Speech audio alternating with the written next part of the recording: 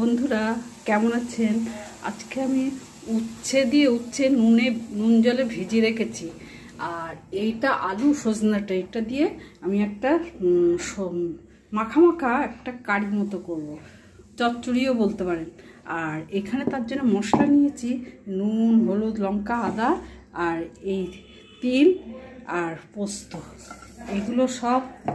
আর একটু হলুদ দেবো। আলুটা কালো জিরে দিয়ে ফ্রাই হচ্ছে, খুব কড়া করে ফ্রাই করব না, হালকা করে করব। আর এই গোলমরিচটা এতে এই একটা তেলে এটা মিডিলে দেবো সর্ষে, শুকনো লঙ্কা, তেজপাতা আর সাদা জিরে। এই চটচট করছে সর্ষে।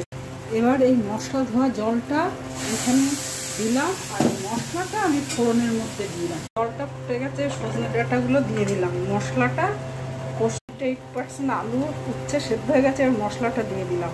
একটু বুট দিলাম, সব সেদ্ধ হয়ে গেছে। আর একটু কাঁচা তেল দেবো। সজনে ডাঁটা, আলু আর উচ্ছে দিয়ে চচ্চড়ি হয়ে